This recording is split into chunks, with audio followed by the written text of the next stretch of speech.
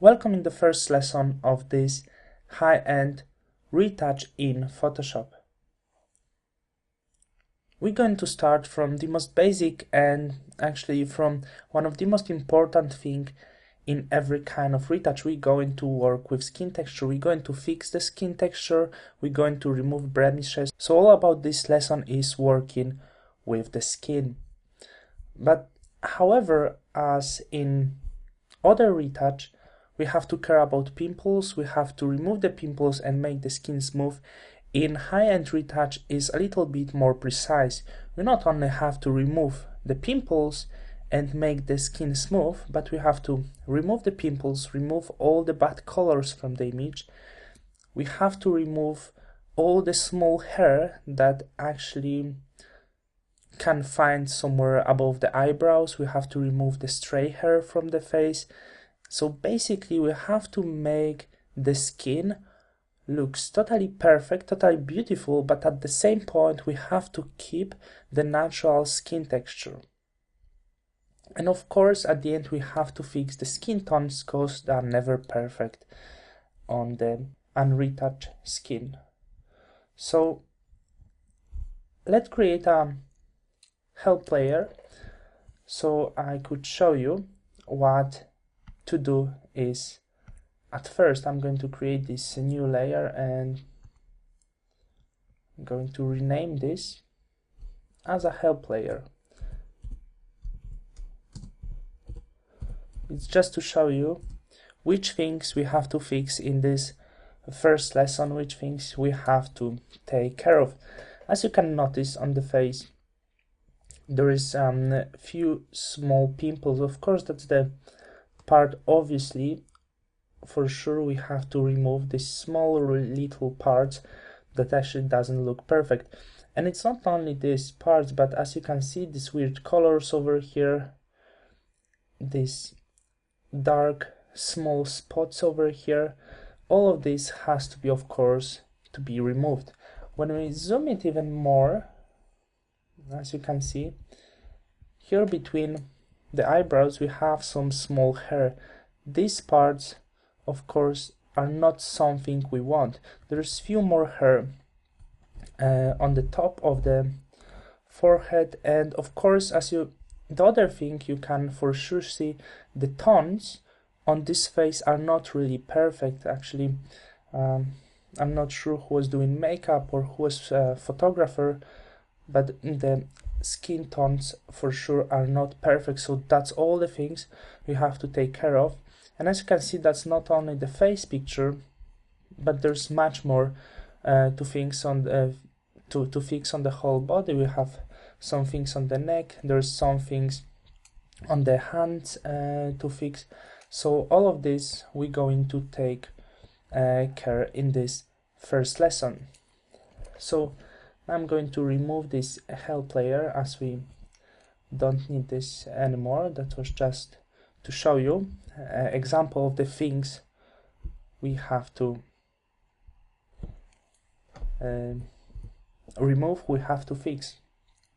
So I'm going to start with a really great method you may be heard of.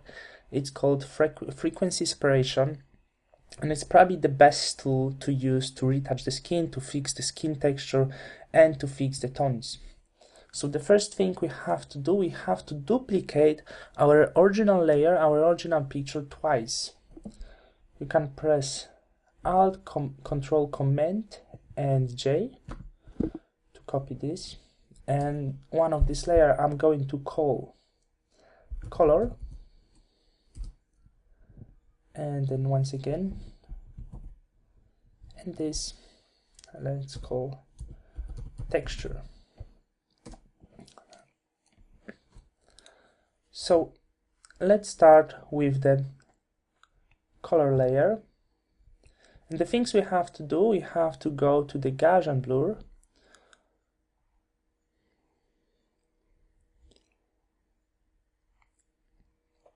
And right now, we have to make this picture a little bit blurry, but it depends on the size of the picture, so I'm not going to tell you the amount of the blur you have to set. it's all about your picture. This picture is pretty standard. It's pretty good resolution. So you have to find the point. You have to find the moment on your picture when you make this blurry, when you move your radius, when this picture is actually losing the details. As you can see, when we move this right, I have to do this very slow because this computer is not really fast. But as we move in this slowly right, as you can notice, here around 7, maybe a little bit more, I'm losing pretty much details from the face, but I want to keep the general shape. I want to see I still want to see the eyes, I still want to see the lips, but I want all the small details disappear from this image. So I'm going to set a radius, I think around 9 pixels will be alright. And now that's the second part. We have to go into the texture layer and then go to image and choose apply image.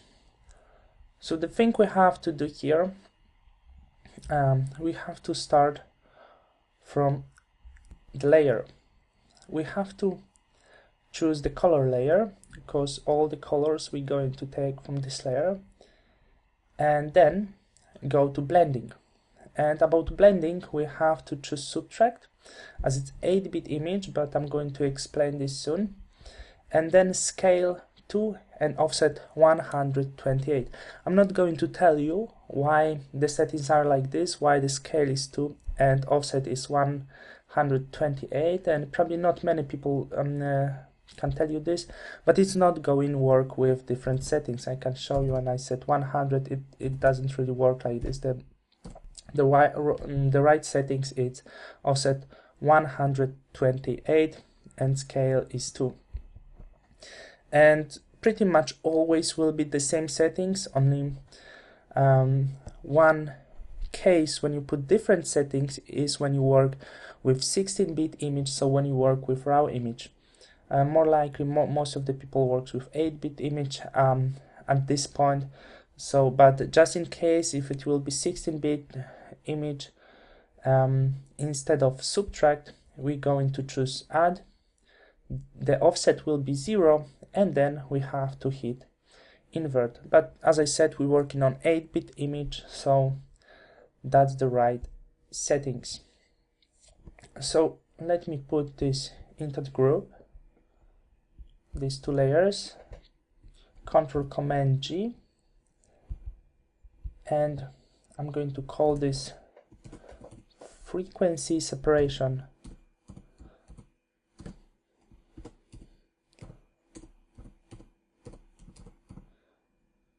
I hope I didn't make any mistake. So okay, and we have to change the blending for this texture layer from normal into linear light. And the thing we can notice right now, nothing actually changed from our original image. As you can see, it's exactly the same. There's absolutely no difference between our original image and between these two layers above. You can ask, how does it actually happen? Because everything we have into this group is our original layer. We took the colors from our original layer, but we make the texture actually blurry. So we took the colors, we keep the colors from the original layer, and the other layer is our original texture. So when we connect these two layers, it's actually exactly the same image, exactly the same amount of information as into our original layer. So it's exactly the same. We keep the color on this blur layer and we keep the texture on this layer, and that gives you our original image. Now I'm going to create one more layer. It's going to be just helpful layer. So hit just new layer between these two layers, between color and texture, and I'm going to call this layer tones.